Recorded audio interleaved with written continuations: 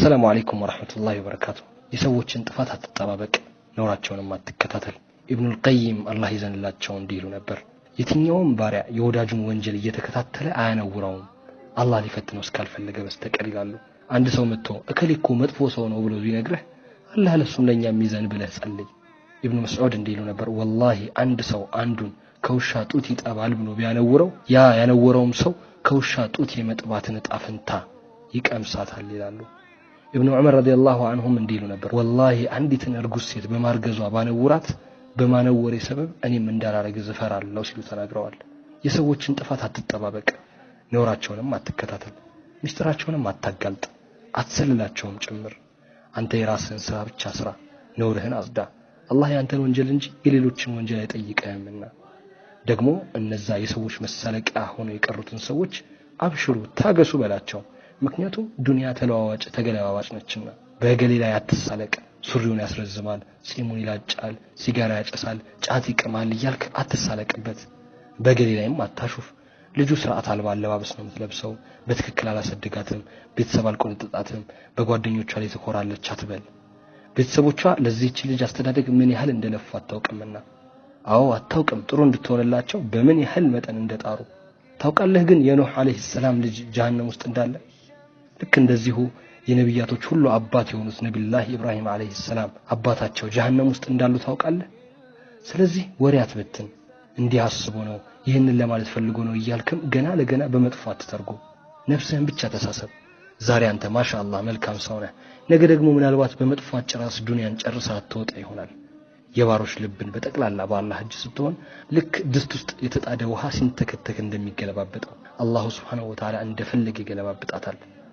ለሞኑ አንተንስ ለጥሩ ባርነት የመራህ ማን ነው አላህ ነው አንድ ሰው በክፋት አንተን ካነሳህ አልহামዱሊላህ ከምትጠላው ነገር ላራከን ጌታ ብዙ ካከበርካቸው ፍጥረቶች መሃል እኛን ላስከብርከን ጌታ በል ቀጥለህም ጌታዬ ሆይ እነሱን አስተካክላቸው እኔንም በጥሩ ነገር አጽናኝ ትላለህ እንዲህም ብሉ ተብሏል اللهم يا مقلب القلوب ثبت قلوبنا على دينك الله ሆይ ቀልቦችን እንደፈለክ ገለባባጭ ሆንክ ጌታ ቀልቤን ወደ አንተ ዲን ብቻ አጽናልኝ ነገሮችን የምታሳካ ጌታ ስኬቴን አንተን በመገዛት ብቻ አድርግልኝ በል በአንድ ወቅት የአቡ ሐኒፋ ጎረቤት የነበረ አንድ ሰው ፋሲድና ጠጭ ነበር አቡ ሐኒፋ ጎረቤቱን እስኪበቃው መክሮ ሲያቀተው ትቶታል ከለታት በአንዱ ቀን የዛ የጠጭው ባለቤት የአቡ ሐኒፋን ብር ቆረቆረች ባሌ ሞቷልና እባክህ ጀናዛው ላይ ስገድበት አለችው አቡ ሐኒፋ አልሰግድበትም ማለት አቡ ሐኒፋ አንድ ቀን በህልሙ የጠጭ በጀነት ጎዳና ላይ እየተረማመደ እንዲህ ሲል ያያል አልহামዱሊላህ ለአቡ ሐኒፋ ነገሩት ጀነት የመግባትን ፍቃድ በእጁ ላላደረገ ጌታ እያለ ሲንጎራደድ ያየዋል አቡ ሐኒፋ ከንቅልፉ ሲባነን በፍጥነት የዛ የጠጭ ባለቤት ጋር ሄዶ ባሏ ከመሞቱ በፊት ይሰራ የነበረው ሁኔታ ይጠይቃታል ባለቤቱም አንተ ኮሱን አታውቀውም አለችው